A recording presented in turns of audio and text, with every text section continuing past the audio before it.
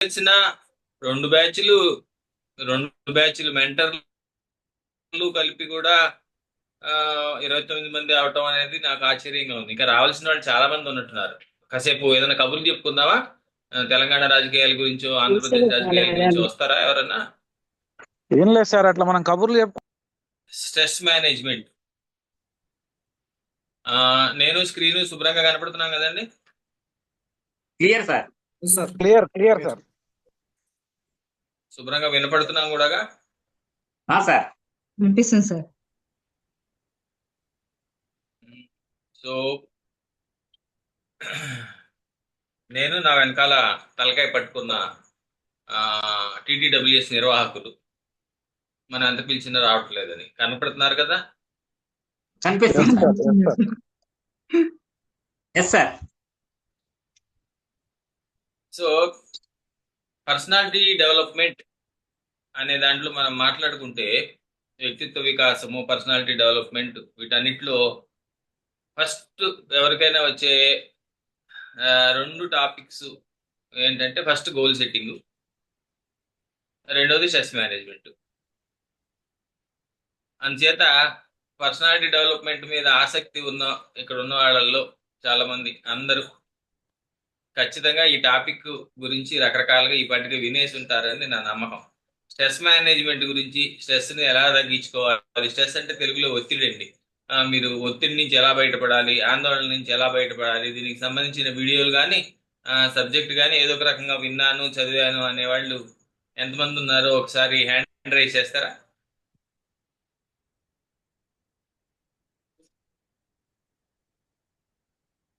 Hand raise చేయడం నేర్పలేదా ఎవరు మీకు మీ జూమ్ క్లాసుల్లో? డిజిటల్ గా హ్యాండ్ రైజ్ చేయటం జూమ్ క్లాసుల్లో నేర్పారా మీ మెంటర్లు?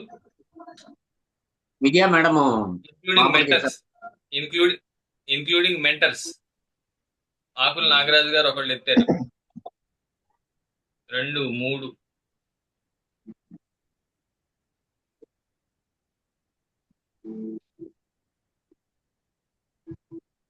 సో ఎంతమంది హ్యాండ్ రైజ్ చేశారు? 9 మందేనా 30 మందిలో? మిగిలిన వాళ్ళు ఇంత ముందు అసలు స్ట్రెస్ మేనేజ్మెంట్ కి సంబంధించిన వీడియో కానీ క్లాస్ కానీ వినలేదా? 10 11.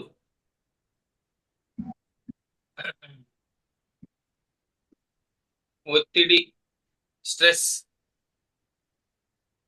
అంటే ఏమిటి అనేది మొట్టమొదట విషయం. దేనైనా మేనేజ్ చేయాలి అంటే మనం దాని గురించి కొంత వివరణ తెలుసుకోవాలి. దురదృష్టవశాత్తు ఇవాళ మనం సోషల్ మీడియా యుగంలో, వాట్సాప్ యుగంలో జీవిస్తుంటే మనకు ఎదురయ్యేటువంటి మొట్టమొదటి సమస్య సమాచార కాలుష్యం. మనకి అన్ని ఎవరన్నా ఏదన్నా చెప్పండి, ఎంత గొప్ప విషయమైనా ఇది ఒకవేళ పాపం శ్రీకృష్ణుడు ఈ కాలంలో పుట్టలేదు కానీ శ్రీకృష్ణుడు ఈ కాలంలో పుట్టి భగవద్గీత చెప్తే ఇవన్నీ నాకు తెలిసినవే, నేను ఎప్పుడో వినేశాను యూట్యూబ్లో అనే పరిస్థితి మంది.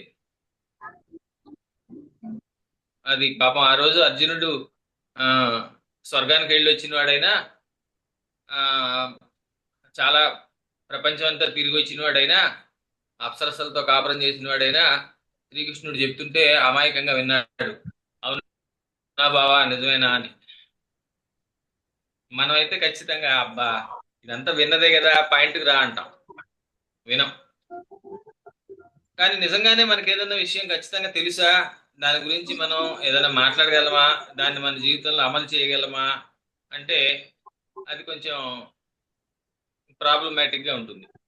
నేను కొంచెం వేరే హడావిడిలో ఉన్నాను. పీపీటీ అనేది ఇంతకుముందు ఈ stress management class business people కోసం అని చెప్పాము. ఎందుకంటే స్ట్రెస్ మామూలుగా కన్నా బిజినెస్ ఉంటుంది, దాని మీద stress management for business owners అని రాసి ఉంది. పక్కన జేకామ్ అని జేసీస్ ఛాంబర్ ఆఫ్ కామర్స్ వాళ్ళ కోసం ఇది చెప్పాము. అందుకని దాని మీద అంతవరకు అది ఉంది, ఏమనుకోకండి. మనం జనరల్ గా స్ట్రెస్ మేనేజ్మెంట్ గురించి మాట్లాడతాం. ఇక్కడ బై ఇక్కడ ఎవరైనా బిజినెస్ ఓనర్స్ ఉన్నారా? ఎంతమంది బిజినెస్ ఓనర్స్ ఉన్నారు? హ్యాండ్ రైజ్ చేస్తారా ఎవరైనా? నేను బిజినెస్ రన్ చేస్తున్నాను అనేవాళ్ళు 2 3 4 5 6. 6 7 ఉన్నారు ఉన్న 31 మందిలో business owners. So business owners ఉండే స్ట్రెస్ కొంచెం డిఫరెంట్ గా ఉంటుంది. కానీ ముందు స్ట్రెస్ గురించి మాట్లాడుకుని తర్వాత బిజినెస్ ఓనర్స్ గురించి స్ట్రెస్ గురించి మాట్లాడుకుందాం అని ఇంత ముందు కూడా అలాగే చేసాం. ఇప్పుడు కూడా థ్యాంక్ యూ అండి. You can down your hands. Right. Thank you for the response. So stress management అనేది బాగా ఇది అసలు పర్సనాలిటీ డెవలప్మెంట్ గురించి మనం అందరం ఆలోచించేందుకు మూల కారణం అయితే బాగా ₹1,00,00,000 సంపాదించాలని, లేకపోతే స్ట్రెస్ మేనేజ్ మన జీవితంలో ఉన్న ఒత్తిడిని తగ్గించుకోవాలని. ఈ రెండే కారణాలు. సో అట్లాంటప్పుడు స్ట్రెస్ అంటే ఏంటి, దేన్ని ఒత్తిడి అంటాం, అబ్బా నేను కొంచెం స్ట్రెస్ అవుతున్నాను అనేది మొట్టమొదటిగా మనం ఆలోచించుకోవాల్సిన విషయం. సో స్ట్రెస్ అంటే ఏంటి అని ఆలోచిస్తే సింపుల్ గా స్ట్రెస్ 2 రకాలండి. Physical stress. ఎవరైనా అమ్మాయి పుస్తకాలు మోస్తోంది, మీరు చేతితో ఒక పుస్తకం పట్టుకెళ్తే స్ట్రెస్ కాదు. కానీ మోయటానికన్నా కొంచెం మొయ్యలేని మోసే శక్తి కన్నా కొంచెం ఎక్కువ బరువు గల ఇది ఉన్నప్పుడు అది ఒత్తిడి కింద మారుతుంది. అబ్బా కొంచెం అది ఒత్తిడి. చేయగలిగిన దానికన్నా ఎక్కువ పని చేయాల్సి వస్తే ఒత్తిడి. మీరు రోజు మీ ఇంటి దగ్గర నుంచి బస్ స్టాండ్కి మీరు 10 నిమిషాల్లో నడిచి వెళ్తున్నారు అనుకోండి. ఆ రోజు లేటుగా బయలుదేరారు, ఆ రోజు 7 నిమిషాల్లోనే నడిచి వెళ్లాల్సి వచ్చింది, 3 నిమిషాలు హడావిడిగా. అప్పుడు మీరు ఒత్తిడికి లోనవుతారు కదా. ఒప్పుకుంటారా? ఏదైనా పని మీరు గంటలో చేయాల్సిన పని 50 నిమిషాల్లోనే చేయాలి, మీరు ఒత్తిడికి లోనవుతారు. సో శారీరకంగా మన శక్తికి మించి కొంచెం పని చేయాల్సి వస్తే ఒత్తిడికి లోనవుతాం. సో ఒత్తిడి అంటే ఇది ఫిజికల్ ఒత్తిడి. అయితే అదృష్టవశాత్తు దురదృష్టవశాత్తు మన శరీరంతో మనం పనిచేసే అవసరాలు మన జీవితంలో తగ్గిపోతున్నాయి. చాలా మంది చాలా సందర్భాల్లో మనసుతోనే పని చేయాల్సి వస్తుంది. మన జీవితం అంతా మనసుతో పని కనుక మన మనసు మీద ఒత్తిడి ఎక్కువ అవుతుంది, మనస్సు మీద బరువు ఎక్కువ అవుతుంది మనకి. ఇది ఇచ్చే దాని పేరేంటి? శారీరకమైన బరువు కన్నా మానసికమైన బరువు మనం ఎక్కువ మోస్తున్నాం. సో ఎప్పుడైతే శరీరం మీద గాని మనసు మీద గాని కొంచెము ఒత్తిడి బరువు ఎక్కువ పెట్టేటువంటి ప్రెషర్ ఎక్కువ పెట్టేటువంటి పరిస్థితులు మనకు ఎదురవుతాయో అప్పుడు మన రెస్పాన్స్ ఏముందో దాన్ని మనం ఒత్తిడి, స్ట్రెస్ అనాలి. సో మన మీద బరువు పెట్టే పరిస్థితి లేదండి అంటే మనం చేయాల్సిన అంత పనే ఉంది, మనం మోయగలిగిన బరువే మోస్తున్నాం. మన ఇంట్లోకి నెల నెల ఖర్చు 50,000 అవుతుంటే మనకి 50,000 సంపాదన, మనకి 55,000 జీతం వస్తుంది అనుకోండి. మీ దీంతో సహా మనకేముంటుంది? స్ట్రెస్ ఉండదు కదా. స్ట్రెస్ ఉండదు. అయితే స్ట్రెస్ లేకపోతే జీవితం ఎలా ఉంటుంది? స్ట్రెస్ లేకపోతే జీవితం లేజీగా ఉంటుంది. ఎవరైనా టైంకి అవ్వాలంటేనే, మన నెత్తి మీద బాస్ ఉంటేనే, పని చేయాలంటేనే పని చేస్తాం, లేకపోతే పని చేయం. చాలా సందర్భాల్లో మన ఎవరన్నా ఏదైనా డిమాండ్ చేయకపోతే పని జరగదు. అది పరిస్థితులు డిమాండ్ చేయనివ్వండి, మనుషులు డిమాండ్ చేయనివ్వండి, ఏదైనా కారణంతో. ఒకసారి నేను మొన్న మీరు చూస్తే ఈ మధ్య హాస్పిటల్స్ లో మామూలు కేసుల కన్నా ఎమర్జెన్సీ కేసులు ఎక్కువ అవుతున్నాయి. అసలు హాస్పిటల్కి రావడం అంటేనే నువ్వు నీ ఆరోగ్యాన్ని చెడగొట్టుకుని రోగం వచ్చేదాకా తగిన జాగ్రత్త తీసుకోలేదు అనమాట. డాక్టర్ దగ్గరికి వెళ్ళి వైద్యం తీసుకుని డాక్టర్ దగ్గర మందుతో మాకో వేసవలసిన పరిస్థితి వచ్చేదాకా నీ ఆరోగ్యాన్ని చెడగొట్టుకున్నావు. కొంచెం ఒళ్ళు నొప్పులు రాగానే, కొంచెం ఇదిగా ఉండగానే మనం ఎక్సర్సైజ్ చేసో, తిండి తగ్గించో, రెస్ట్ తీసుకునో మనం తగిన జాగ్రత్త తీసుకుంటే డాక్టర్ దగ్గరికి వెళ్ళాల్సిన పరిస్థితి ఉండదు. అట్లాంటిది కూడా డాక్టర్ దగ్గరికి వచ్చే కేసుల్లో ఇప్పుడు ఎమర్జెన్సీ కేసులు, క్రానిక్ కేసులు ఎక్కువ అవుతున్నాయి. అంటే ఏంటి? ఇమ్మీడియట్ గా తీవ్రమైన ఆపరేషన్, ఇంకొకటో పెద్ద చికిత్స చేస్తే గానీ అవని ఇవి డాక్టర్లు కూడా మన అలా భయపెడుతున్నారు. అంటే మనం చిన్న చిన్న ప్రమాదాలని, చిన్న చిన్న డిమాండ్స్ ని మనం పట్టించుకునే స్థితి దాటిపోయాం. అందుకని ఒత్తిడి అవసరమే. ఈ గురించి పాజిటివ్ స్ట్రెస్, నెగిటివ్ స్ట్రెస్ అని దాన్ని చెప్తూ ఉంటారు. అంటే మాస్టర్ పోతే మగ పిల్లలు డిమాండ్ చేయకపోతే ఆడవాళ్ళు కూడా ఏమో ఇష్టంగా రోజు వంట చేస్తారా అంటే చేయరు. ఇలా ఉంటుంది. కనుక ఎవరో ఒకళ్ళు ఏదో ఒకటి డిమాండ్ చేయకపోతే మనం ఎవరం పని చేయం. కనుక డిమాండ్ చేస్తే స్ట్రెస్ వస్తుంది కదా. కనుక స్ట్రెస్ కొద్ది గొప్ప ఉండాల్సిందే జీవితంలో. మరి స్ట్రెస్ మేనేజ్మెంట్ గురించి ఎందుకు మాట్లాడుకోవాలి? ఇది పాయింట్. స్ట్రెస్ మేనేజ్మెంట్ గురించి ఎందుకు మాట్లాడుకోవాలి అంటే, స్ట్రెస్ వలన వచ్చేటువంటి ఇవి. కానీ మన జీవితంలో కేవలము మనం చేయాల్సిన పనులు కారణంగానే మన మీద స్ట్రెస్ వస్తుందా అనేది ఒక డౌట్. చేయాల్సిన పనుల కారణంగా స్ట్రెస్ రాదు. మనకి ఎప్పుడు స్ట్రెస్ వస్తుందంటే, ఆల్రెడీ మన జీతం ఎంతో మనకు తెలుసు. మన జీతానికి తగినట్టు మన ఖర్చులు మనం అడ్జస్ట్ చేసుకుంటాం. ఆయనకి జీతం ఎంత వస్తుందో ఆవిడకి కూడా తెలుసు. కనుక ఆవిడ ఇంటి ఖర్చులు దానికి అనుగుణంగానే అడ్జస్ట్ చేసుకుంటుంది. బాగానే ఉంటుంది కదా. ఎప్పుడు వస్తుందంటే, తోడుకోడలో పక్కింటి ఆవిడో ఇంకొకటో ఆవిడ ఏదైనా కొత్త చీర కొంటేనో నగలు కొనుక్కుంటేనో మనకన్నా ఎక్కువ పేరెంటల్లో కొంచెం ఇది ఏదన్నా చేస్తేనో మనకేమవుతుందంటే, వాళ్ళలాగా ఎందుకు ఉండలేదు మనము అనే కంపారిజన్ వస్తుంది. వాళ్ళలాగా మనం ఎందుకు ఉండలేదు అనే కంపారిజన్ వచ్చినప్పుడు మనకు ఎక్స్పెక్టేషన్స్ పెరుగుతాయి. అలా ఉంటే బాగుంటుంది, ఇలా ఉంటే బాగుంటుంది, అలా చేస్తే బాగుంటుంది, ఇలా చేస్తే బాగుంటుంది అని. మళ్ళీ ఎక్స్పెక్టేషన్స్ రెండు రకాలు. ఒకటి మన మీద మనం పెట్టుకునే ఎక్స్పెక్టేషన్స్. అంటే ఏంటి? పక్కన వాడు ₹1,00,00,000 సంపాదించాడు కనుక నేను కూడా సంపాదించాలి అని నేను పరిగెత్తేందుకు ప్రయత్నం చేయటం. నేను ఎక్కువ కష్టపడతాను, ఎక్కువ ఇది చేస్తాను, ఎక్కువ సేల్స్ చేస్తాను. మామూలుగా ఉద్యోగం కాకుండా పార్ట్ టైం రియల్ ఎస్టేట్ చేస్తాను, లేకపోతే ఏదో మల్టీ లెవెల్ మార్కెటింగ్ స్కీమ్లో చేరతాను, లేకపోతే ఇంకోటి ఏదో చేస్తాను అని ప్రయత్నం చేయటం.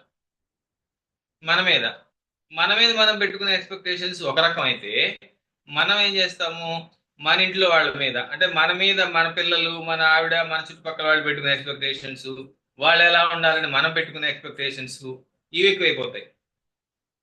ఇక్కడ ఇందులో ఒక పెద్ద సరదా అయినా సీరియస్ అయిన విషయం ఒకటి ఉంది.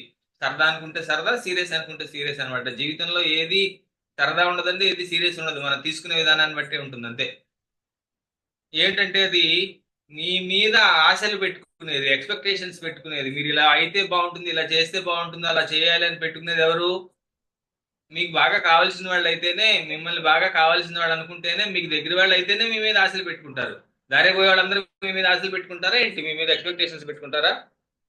సో మన మీద మనకు కావాల్సిన వాళ్ళు, మనం కావాల్సిన అనుకున్న వాళ్ళే మన మీద ఎక్స్పెక్టేషన్స్ పెట్టుకుంటారు. కానీ ఆ ఎక్స్పెక్టేషన్స్ మన మీద ఒత్తిడిని పెంచుతాయి. సో ఎదుటి వాళ్ళ ఎక్స్పెక్టేషన్స్ మన ఎక్స్పెక్టేషన్. అందుకని చూడండి, ఎక్స్పెక్టేషన్స్ అనే బరువు అబ్బాయి మోస్తున్నాడు బొమ్మలో. కానీ ఆ బొమ్మ బరువు ఏంటది? అది ఒక కనుగుడ్డులాగా ఉంది. మిగిలిన వాళ్ళందరూ మన ఎలా చూస్తున్నారో, నన్ను గౌరవిస్తారో లేదో, నన్ను ఒక బ్రహ్మాండమైన కోట్ వేసుకుంటేనే గౌరవిస్తారేమో, నేను కారులో వస్తేనే గౌరవిస్తారేమో, నేను నగలు పెట్టుకుంటేనే గౌరవిస్తారేమో, నేను 10,000 పట్టు చీర కట్టుకుంటేనే గౌరవిస్తారేమో, మా అబ్బాయిని పెద్ద ఇంజనీరింగ్ కాలేజీలో చదివిస్తేనే గౌరవిస్తారేమో, ఈ జనాలు మన ఎలా చూస్తారో అనే ఎక్స్పెక్టేషన్స్ కూడా మన మీద స్ట్రెస్ పెంచుతున్నాయి. ఒప్పుకుంటారా? మీ జీవితంలో మీ మీద ఒత్తిడి పెంచే కారణాలలో ఇతరులు మన గురించి ఏమనుకుంటారో, మనకు తగిన గౌరవం ఇస్తారో ఇవ్వరో, వాళ్ళ ముందు మనం చులకన అయిపోతావేమో, వాళ్ళ ముందు మనం తక్కువ చూపు చూస్తామేమో అనే కారణంతో నేను ఎప్పుడో ఒకప్పుడు నాకు తెలియకుండానే నెలలో ఒకసారైనా, వారంలో ఒకసారైనా ఒత్తిడికి లోనవుతాను అని ఇక్కడ ఒప్పుకునేవాళ్ళు ఎవరైనా ఉన్నారా? హ్యాండ్ రైజ్ చేయడం ద్వారా కానీ, లేకపోతే ఇది కానీ. సో ఎక్స్పెక్టేషన్స్ మన మీద ఒత్తిడి పెంచుతున్నాయి. సో అసలు ఒత్తిడికి కారణం ఏంటి? Gap between present and expected state. మీరు నెలకు ₹1,00,000 సంపాదించాలి అని మీరు అనుకుంటున్నారు, నెలకి 95,000 వస్తున్నాయి, గ్యాప్ ఉంది, మీకు మీద ఒత్తిడి ఉంటుంది. మీరేదో ఒక దాని పేరేంటి, ₹15,00,000 కారు కొనుక్కుందాం అనుకుంటున్నారు, కానీ ప్రస్తుతం మీ దగ్గర ₹12,00,000 కారే ఉంది, మీ మీద ఒత్తిడి ఉంటుంది. ఒత్తిడికి కారణము మీరు ఎక్స్పెక్ట్ చేస్తున్న స్థితి, మీరు ప్రస్తుతం ఉన్న స్థితికి మధ్యలో ఉన్న తేడా. కనుక అసలు నేను ఎందుకు ఒత్తిడి గురవుతున్నాను అని మనం అర్థం చేసుకోవాలి. ఒత్తిడి మేనేజ్ చేయాలంటే నేను ఎందుకు ఒత్తిడికి గురవుతున్నాను అని మనం అర్థం చేసుకోవాలి అంటే, కీలకం ఎక్కడుంది? నేనేం కోరుకుంటున్నానో నాకు తెలియాలి, నేనేం ఎక్స్పెక్ట్ చేస్తున్నానో నాకు తెలియాలి, నా ఎక్స్పెక్టేషన్స్ ఏంటో నాకు తెలియాలి. సో ఎప్పుడైనా ఏ విషయంలో అయినా మీరు ఒత్తిడికి ఫీల్ అయితే, నేను నాకు చెప్పాను, మామూలు చిన్న చిన్న విషయాల గురించి అసలు మనం మాట్లాడుకోవద్దండి. మొన్న మా వాళ్ళు ఎవరో అన్నారు, మీకు తెలుసో తెలీదో, this is the first time నేను ఇంపాక్ట్ లో కానీ ట్రైనర్ గా కానీ కెరీర్ మొదలుపెట్టిన తర్వాత ఆ, ఇది ఈ స్ట్రెస్ మేనేజ్మెంట్ మీద క్లాస్ చెప్పడం ఇదే మొదటిసారి. అంటే ఇది రెండోసారి జేకమ్ వాళ్ళకి మొన్న చెప్పాను, కరెక్ట్ గా 3 రోజుల క్రితం 4 రోజుల క్రితం మీకు చెప్తున్నాను. ఇంతవరకు ట్రైనర్ గా నాకున్న 5-6 ఏళ్ల ఈ కోవిడ్ తర్వాత కెరీర్ లో స్ట్రెస్ మేనేజ్మెంట్ గురించి నేను ఎప్పుడు క్లాస్ చెప్పలేదు. ఎందుకు చెప్పలేదు అంటే ఇదే కారణం. ఏమిటి కారణము? మనము ఇందాక చెప్పాను నేను, మనం గంట గంటలో పలానా చోటుకు చేరాలి. ఇక్కడ నుంచి మీరు అనుకున్న చోటుకి, మీ ఆఫీస్కి మీరు ఇంటి దగ్గర నుంచి బయలుదేరిన తర్వాత గంటలో వెళ్ళాలి. గంటలో వెళ్ళాలి అంటే గంటలో వెళ్ళాలని ముందే తెలుసు కదా, గంటలో వెళ్ళడానికి మీరు ప్రిపేర్ అవ్వాలి. మధ్యలో ట్రాఫిక్ జామ్ అవుతుంది, ట్రాఫిక్ జామ్ అవుతుంది కూడా మీకు తెలుసు కదా. అవసరమైతే ట్రాఫిక్ జామ్ అయితే దానికన్నా ముందు ఒక అరగంట ముందే బయలుదేరాలి, ఒక పావు గంట ముందే బయలుదేరాలి. నువ్వేమీ బయలుదేరకుండా రాబోయే మనకి జీవితంలో మనకి చాలా సందర్భాల్లో రాబోయే ఖర్చులు మనకు తెలుసు, రాబోయే ప్రమాదాలు మనకు తెలుసు, జరగాల్సినవన్నీ మనకు తెలుసు.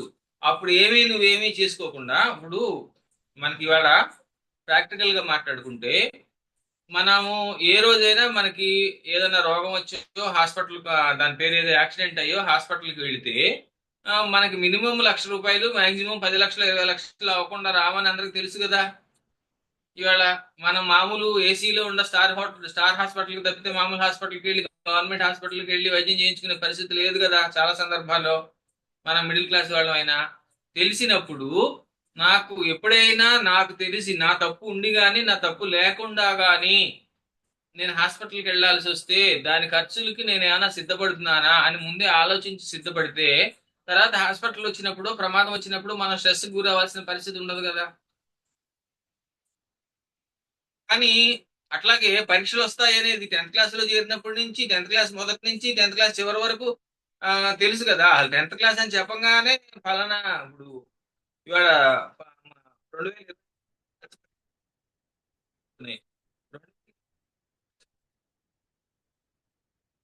ఇప్పుడు సడన్ గా తెలిసిందా? వాయిస్ రావట్లేదు సార్. సార్ మధ్య మధ్యలో వాయిస్ బ్రేక్ సార్ అవుతుంది. మ్యూట్లో ఉన్నా sir. Voice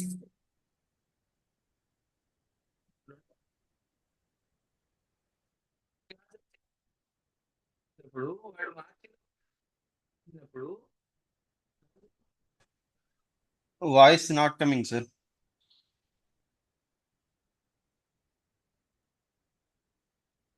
hello sir, Nadinarayana garu. Sir ఇప్పుడు వస్తాను సార్, వాయిస్ వస్తుంది. దాంతో బ్రేక్ అయింది. మధ్యలో రాలేదా? రాలేదు సార్, ఇప్పుడు రాలేదు. సో అంటే ఎవరిదన్నా ఇండివిజువల్ ప్రాబ్లమా టోటల్ ప్రాబ్లమా అనేది ఒకళ్ళిద్దరు, ఒకసారి ఇద్దరు ముగ్గురు అయితే గానీ తెలియదు. ఒకసారి చూసుకోండి. రాలేదు సార్ మీ వాయిస్. వస్తుందండి? ఇప్పుడు వస్తుంది, కొంచెం పర్లేదు వస్తుంది, సార్. ఇప్పుడు వస్తుంది. కొంచెం పర్లేదు సార్. ఇప్పుడు వస్తుంది సార్, మధ్యలో రాలేదు సార్. ఇందాక చెప్పేటప్పుడు కొన్ని టాపిక్స్ కూడా ఒక 1 వీక్ ముందు బ్రేక్ అయింది సార్. 10th క్లాస్ వాళ్ళ గురించి చెప్పాడు. మధ్యలో బ్రేక్ అయిందా? ఎస్.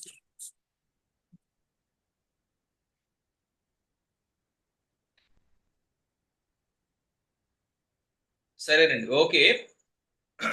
సో పాయింట్ ఏంటంటే, మన ప్రజెంట్ సిచ్యువేషన్, మనకు ఎక్స్పెక్టెడ్ సిచ్యువేషన్ మనకు ముందే తెలుస్తాయి.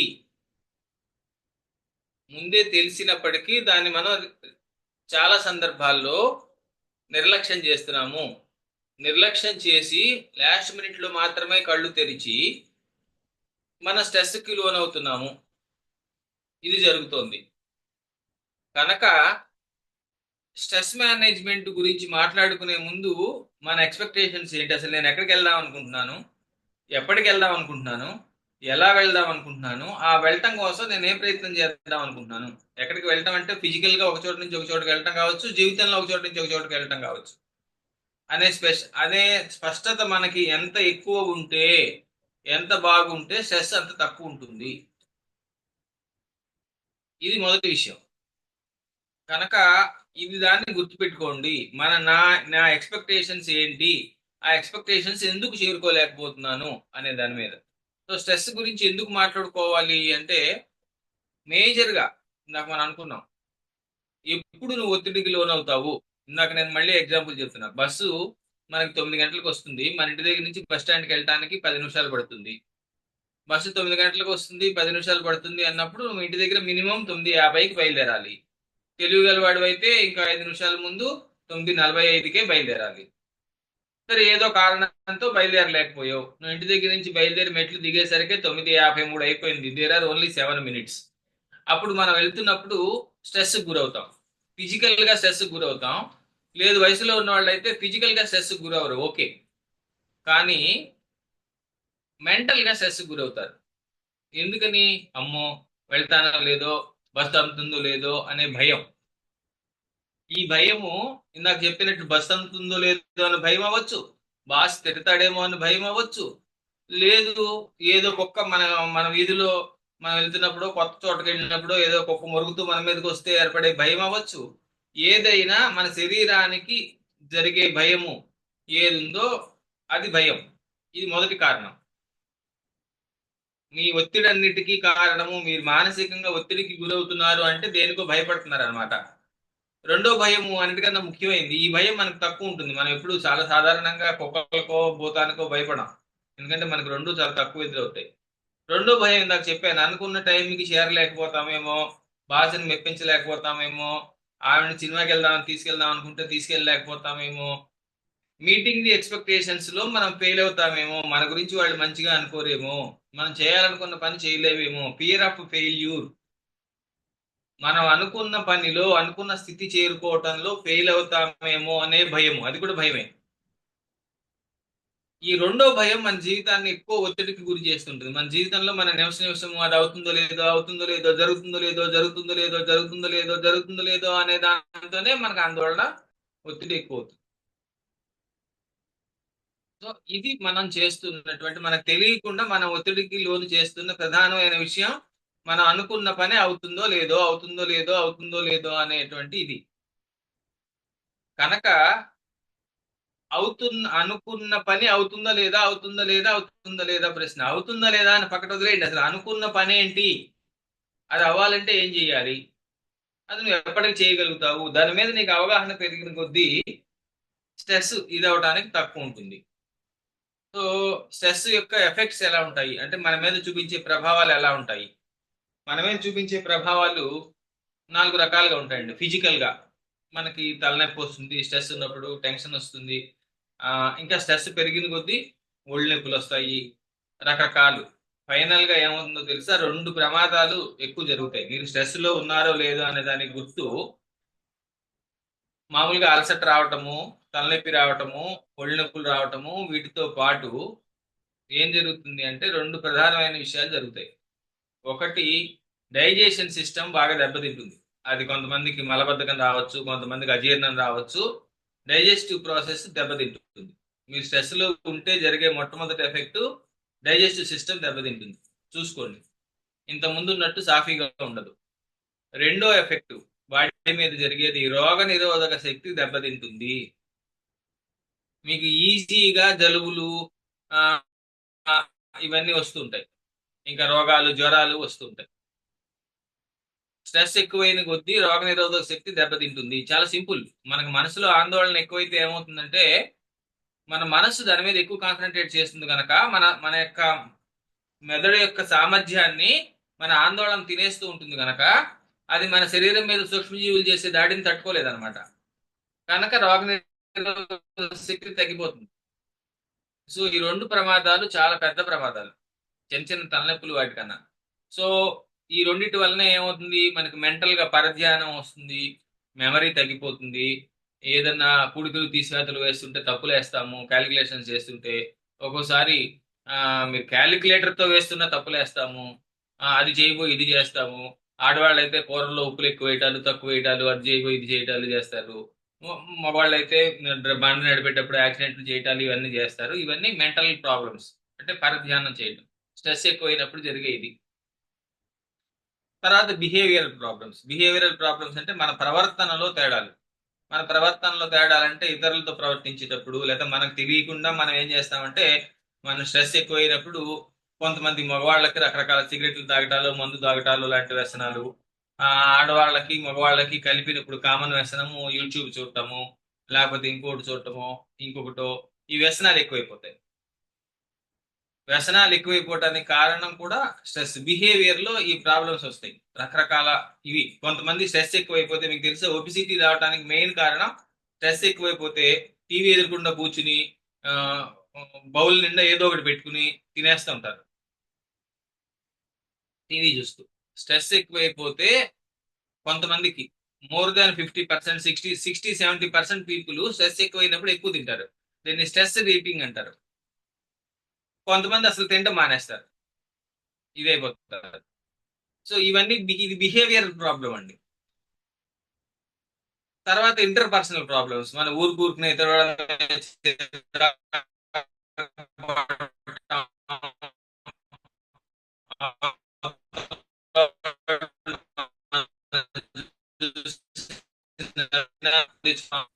పర్సనల్ వస్తాయి. వాడు అవతల వాడు జోక్ వేస్తే మన కావాలని అవహేళన చేశాడు అనిపించడం, ఇవన్నీ జరుగుతాయి. సో మీరు స్ట్రెస్ లో ఉన్నారా లేదా తెలుసుకునేందుకు మీ బిహేవియర్ లో ఈ లక్షణాలు ఎంత ఎక్కువగా ఉన్నాయో ఎంత తక్కువగా ఉన్నాయో మీరు చెక్ చేసుకోండి. ఇది ఎవరో స్ట్రెస్ లో ఉన్నట్టున్నారు, దాని మీద గీతలు గీస్తున్నారు. సో స్ట్రెస్ గురించి మాట్లాడేటప్పుడు నేను ఒక కొత్త సిద్ధాంతం మీకు ఎక్కడ వేరే యూట్యూబ్ లో దొరకని దాన్ని మీకు చెప్తాను. పదార్థాల మీద కూడా ఒత్తిడి ఉంటుందండి.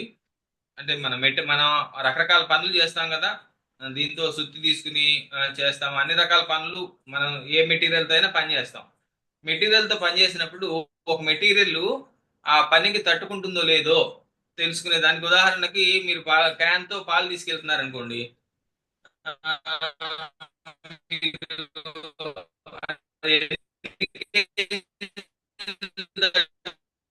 సార్ వాయిస్ బ్రేక్ అవుతుంది సార్. ఉంటుంది, ఇంజనీరింగ్ లో స్ట్రెస్ ఉంది. లేదు వాయిస్ సార్. ప్రాబ్లం ఉందా? లేదు సార్, బానే ఉంది. హలో, రైట్, థ్యాంక్ యూ అండి. సో ఇంజనీరింగ్ లో స్ట్రెస్ స్ట్రెయిన్ డయాగ్రామ్ అని ఒకటి ఉంది. స్ట్రెస్ అంటే ఒక పదార్థం మీద మనం కలిగించే ఒత్తిడి, అంటే దాన్ని సాగదీయటం ద్వారా కానీ దాన్ని బాగా తొక్కి పెట్టడం ద్వారా కానీ ఏ రకంగా అయినా కలిగించే ఒత్తిడి, దాన్ని స్ట్రెస్ అంటారండి. స్ట్రెస్ని ఇలాగా చూపిస్తాం మనం పైకి, మీకు మామూలుగా తెలిస్తే దాన్ని వై యాక్సిస్ మీద చూపిస్తాం. అలా మనం ఒత్తిడి కలిగించినప్పుడు, బలంగా సాగదీసినప్పుడు కానీ, బలం ఇది చేసినప్పుడు కానీ, నొక్కినప్పుడు కానీ దాని ఆకారంలో వచ్చే మార్పు, దాన్ని స్ట్రెయిన్ అంటారు. స్ట్రెయిన్ వై యాక్సిస్ మీద చూపిస్తారు. ఇది మెటీరియల్ సైన్స్ లో స్ట్రెస్ స్ట్రెయిన్ ఇలా ఉన్నప్పుడు స్ట్రెస్ పెరిగిన కొద్దీ పదార్థంలో వచ్చే మార్పుల్ని ఇలా చూపిస్తారు. దీన్ని స్ట్రెస్ స్ట్రెయిన్ డయాగ్రామ్ అంటారు. ఇందులో ఏంటంటే ఇక్కడ నుంచి ఈ పాయింట్ దగ్గర నుంచి ఈ పాయింట్ దాకా ఉన్న దాంట్లో టెంపరీ మార్పు వస్తుంది. దీన్ని నేను మళ్ళీ ఎక్స్ప్లెయిన్ చేస్తాను. దీన్ని మనం మనుషుల భాషలో మానసికంగా మాట్లాడుకుంటే స్ట్రెస్ని మన ప్రెషర్ అనుకుందాం. మన మీద ప్రెషర్ పెరగటం, మన మీద ప్రెషర్ పెరిగినప్పుడు స్ట్రెయిన్ అంటే మనలో వచ్చేటువంటి మార్పు, మన ప్రవర్తనలో వచ్చేటువంటి మార్పు, మన ఆలోచనలో వచ్చేటువంటి, మన వ్యవహారంలో వచ్చేటువంటి మార్పు ఎలా ఉంటుంది అనే దాన్ని చూస్తే ఎలా ఉంటుంది అంటే ఫస్ట్ స్టేజ్ గ్రీన్గా ఉంది చూడండి. అది గ్రీన్గా ఎందుకు రాసామంటే ఈ స్టేజ్ వరకు కూడా మార్పులు వస్తాయండి. అంటే మనం ఒత్తిడిలో ఉన్నప్పుడు చూడండి, ఏదైనా సీరియస్ పని చేస్తున్నప్పుడు ఆడవాళ్ళైనా మగవాళ్ళైనా చిరాకు పడతాం, నన్ను కదిలించి మొక్క అంటాం, లేకపోతే ఇది చేస్తాం, టెంపరీగా ఇది అవుతాం. కానీ ఆ పని అయిపోయిన తర్వాత మళ్ళీ మామూలుగా అయిపోతాం, మనం ఫ్రీగా అవుతాం, నవ్వుతాం. So these are the temporary changes. So ఈ టెంపరీ చేంజెస్ని మనం అలా పర్వాలేదు. అంటే ఏంటి, ప్రెషర్లో ఉన్నప్పుడు మనం ఆ పని పూర్తయ్యేదాకా కొంచెం టెన్షన్గా ఉండటము, ఎవరితో మాట్లాడకపోవటము, అవసరమైతే కొంచెం చిరాకు పట్టడము, ఆల్ దీస్ థింగ్స్, అది అయిపోయిన తర్వాత మామూలు అయిపోవటము అనేది ఉంటే, నిజంగా మీరు మామూలు అయిపోతూ ఉంటే దట్ ఈస్ గుడ్ ఎనఫ్. అది ఎంత ప్రెషర్ వరకు అలా ఉంటున్నారు. ఒక స్థాయిలో ప్రెషర్ దాటిన తర్వాత ఏమవుతుందంటే మీకు పని అయిపోయిన తర్వాత కూడా మీ ప్రవర్తనలో మార్పు రాదు. ఇంకా ఆ మాటకు వస్తే మీరు మంచిగా ప్రవర్తించడం మానేసి చిరాగా ప్రవర్తిస్తారు. మీ శరీరంలో కానీ, మనసులో కానీ, ప్రవర్తనలో కానీ ఒక పర్మనెంట్ చేంజ్ వస్తుంది. ఈ పర్మనెంట్ చేంజ్ వస్తుంది అంటే ఒక స్థాయి ఒత్తిడి తర్వాత మనకు పర్మనెంట్ చేంజ్ వస్తుంది. ఇది ప్రమాదకరమైన స్టేజ్. ఇది ఫెయిల్యూర్కి బిగినింగ్ అండి. ఇది వచ్చిన తర్వాత ఏమవుతుందంటే అప్పుడు మొట్టమొదటిసారి మగవాళ్ళు కానీ ఆడవాళ్ళు కానీ ఒక స్థాయి ప్రెషర్ దాటిన తర్వాత ఏదో ఒక వ్యసనానికి లోనవుతారనమాట. అంటే మన ప్రవర్తనలో మన స్థాయి తగ్గుతుంది. అదేదో ఒక రకమైన వ్యసనం. తర్వాత ఏమవుతుంది, అప్పటి నుంచి అంటే ఏంటి, అంతకుముందు నేను ఎవరితోనూ మాట అనిపించుకోను అనేవాళ్ళు కొద్దిగా మాట పడిన తర్వాత అయితే ఏంటి అన్నారు అని మొండికేయటం మొదలు పెడతారు. మొండికేయటం మొదలు పెట్టిన తర్వాత దీన్ని మెటీరియల్ సైన్స్లో అయితే స్ట్రెయిన్ హార్డనింగ్ స్టేజ్ అంటారు. అంటే ఏంటి, అప్పుడు ఏమవుతుందంటే మీరు ప్రెషర్ పెంచినా మార్పు జరుగుతుంది కానీ అంత ఈజీగా జరగదు. మార్పు కనపడుతుంది, మన ప్రవర్తనలో మన వ్యక్తిత్వంలో మార్పు వస్తుంది, అంత కొంత మొండితనం కూడా వస్తుంది. రాదు నేను దేనికి ఇదవను ఇది చేయను అని. ఈ మొండితనము వచ్చినప్పుడు మన ప్రవర్తన కొంత రిజిడ్గా ఉంటుంది. ఆ తర్వాత స్టేజీ ఒక స్థాయి దాటిన తర్వాత ఏమవుతుందంటే మన వ్యక్తిత్వం ఫెయిల్ అవుతుంది. అంటే మనలో పూర్తి స్థాయిలో దురలవాట్లు స్థిరపడిపోతాయి. మనం అనుకున్న స్థాయిలో మన వ్యక్తిత్వం ఉండదు, మనం ఫెయిల్ అవుతాం. ఇది సో ఇది మీరు ఏ స్థాయిలో మీరు మార్పులు టెంపరీగా ఉంటున్నాయి, ఏ స్థాయిలో మీలో వచ్చేటువంటి మార్పులు, ఏ స్థాయి ఒత్తిడిలో మీలో వచ్చేటువంటి మార్పులు శాశ్వతంగా అవుతున్నాయి, ఆల్రెడీ మనలో శాశ్వతమైన మార్పులు ఏమన్నా వచ్చినాయా, వాటిని మనం సరి చేసుకోవాలా అనేది మనం చూసుకోవాలి. ఈ ఒక్క సబ్జెక్ట్ మీద ఇప్పుడు నేను మీకు ఈ స్లైడ్లో చూపించిన ఈ గ్రాఫ్ మీద కనీసం గంట సేపు మాట్లాడచ్చండి.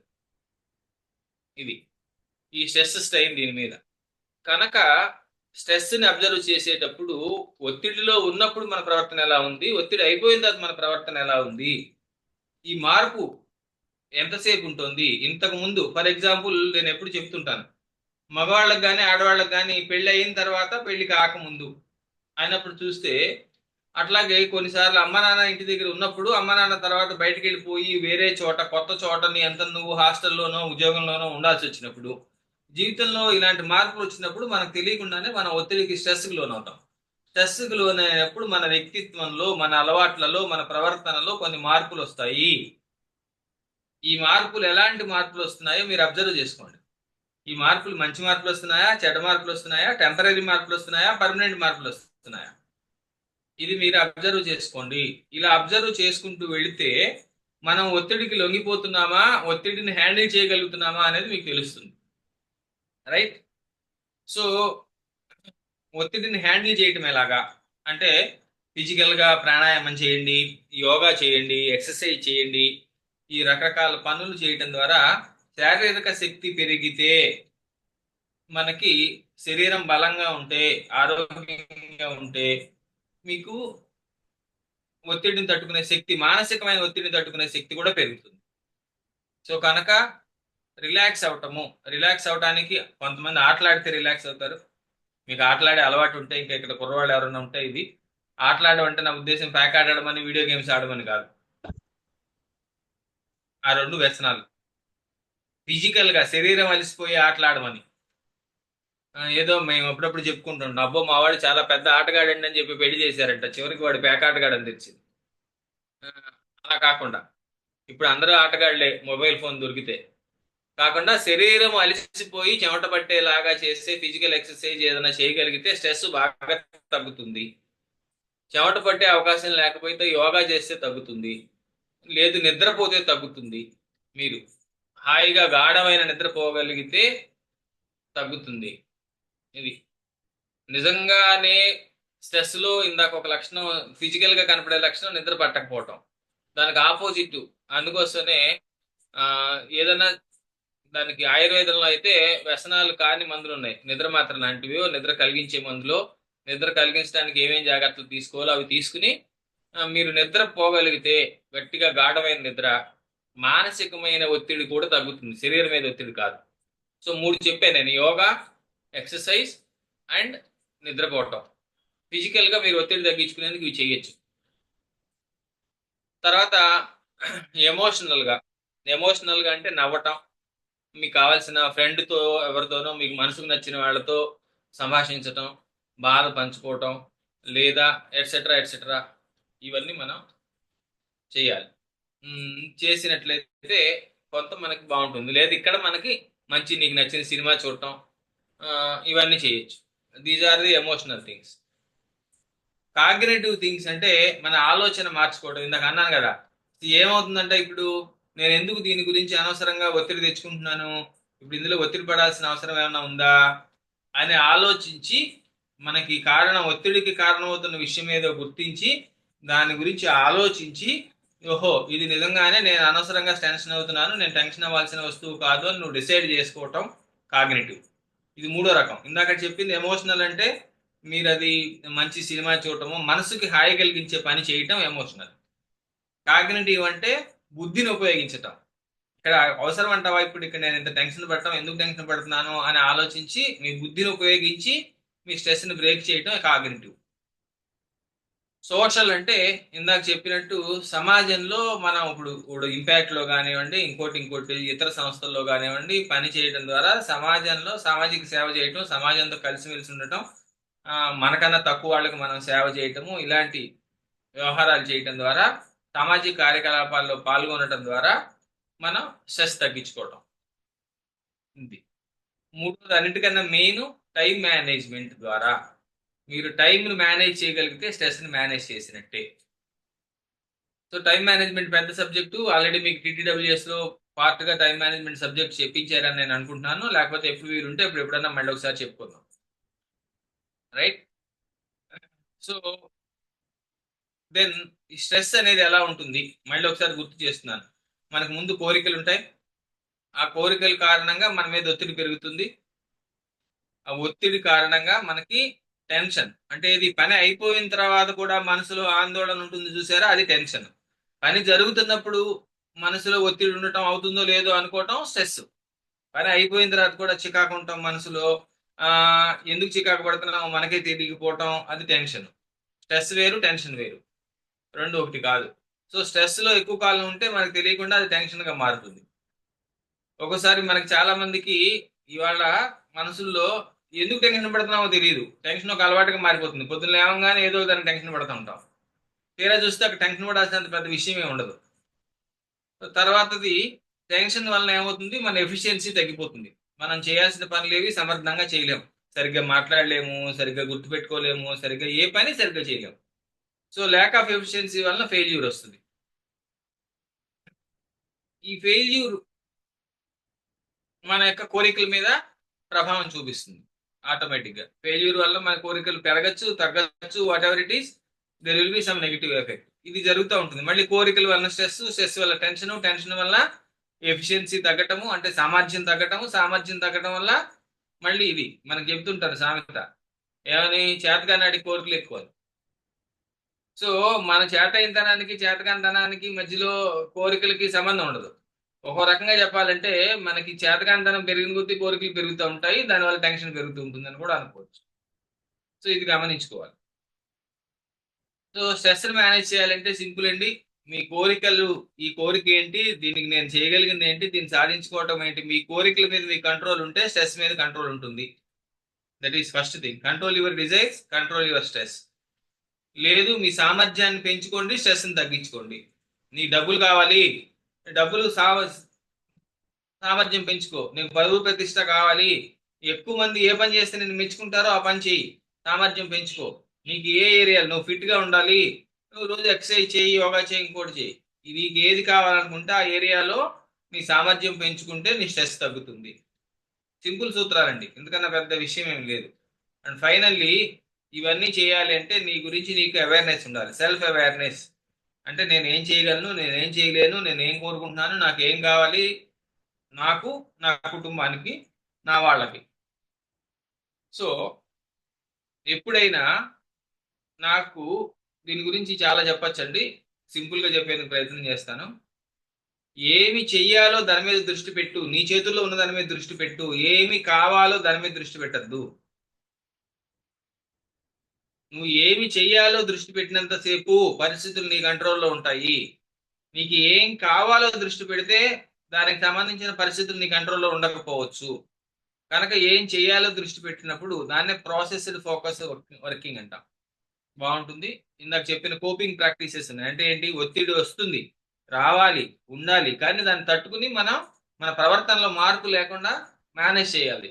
సో ఇందాక చెప్పినట్టు మీకు అనుకూలమైనవి ఫిజికల్గా ఏదో ఒకటి, అంటే మీరు ధ్యానం చేస్తారు, మీరు ఎక్సర్సైజ్ చేస్తారా, యోగా చేస్తారా, ఏం చేస్తారు, ఒక ఫిజికల్ పద్ధతి. రెండు ఒక మెంటల్ పద్ధతి, అంటే ఏంటి, ధ్యానం చేస్తారా లేకపోతే ఇంకేం చేస్తారు అనేది ఒకటి. ఎమోషనల్గా మీరు చేయగలిగింది, మనసుకి సంబంధించిన పని. మూడోది బుద్ధిలో మన ఆలోచనలు ఎప్పటికప్పుడు మనం సమీక్షించుకుని నేను ఎందుకు ఒత్తిడికి లోనవుతున్నాను అనుకోవటం మూడోది. సో సమాజంలో నాకు మీ గౌరవాన్ని పెంచుకునేందుకు, మీ స్థానాన్ని సుస్థిరం చేసుకునేందుకు చేసే పని, ఒక సోషల్ పని. ఈ పనులు మీ టైం మేనేజ్మెంట్ ఎప్పటికప్పుడు సరి చేసుకోవటం. ఈ చర్యలు మీరు తీసుకుంటే అవి కోపింగ్ ప్రాక్టీసెస్ అవుతాయి. ఒత్తిడి తగ్గటానికి మనం రెగ్యులర్ గా కొన్ని చర్యలు తీసుకోవాలి. సో ఫిజికల్ ఫిట్నెస్ పెంచుకోవాలి. Physical fitness is main. Physical fitness అనేది లేకపోవటము అన్ని రోగాలకి మూలము. ఫిజికల్ ఫిట్నెస్ లేకపోవటానికి స్ట్రెస్ అనేది మూలం. సో ఇవాళ మనకి స్ట్రెస్ లేకుండా ఉండడం కుదరదు. దానికి ఆపోజిట్ మందు. మీరు నేను ఫిజికల్ గా ఫిట్ గా ఉండాలి, వాకింగ్ చేస్తారా, యోగా చేస్తారా, ఇంకోటి చేస్తారా, ఫిజికల్ ఫిట్నెస్ మీద దృష్టి పెట్టండి. శరీరం ఆరోగ్యంగా ఉంటేనే మనసు ఆరోగ్యంగా ఉంటుంది. Healthy soul lives in a healthy body అని మనకు చాలా సార్లు చెప్తున్నాం. మనకి శరీరం ఆరోగ్యంగా లేనప్పుడు మనసు ఆరోగ్యంగా ఉండదు. మనసు ఆరోగ్యంగా లేకపోతే ఒత్తిడి ఎక్కువ అవుతుంది, ఒత్తిడిని హ్యాండిల్ చేయలేము. So these are the things అండి I want to share about the stress management. ముందే చెప్పినట్టు ఇందులో చాలా విషయాలు మీకు తెలిసి ఉండొచ్చు, కొన్ని విషయాలు తెలియనివి నేను ఏమన్నా నాకు తెలిసిన కొత్త కోణంలో చెప్పి ఉండొచ్చు. నేను మీకు చెప్పిన 5 నిమిషాలు 40 minutes లోనే అవజేశాను నేను. Thank you.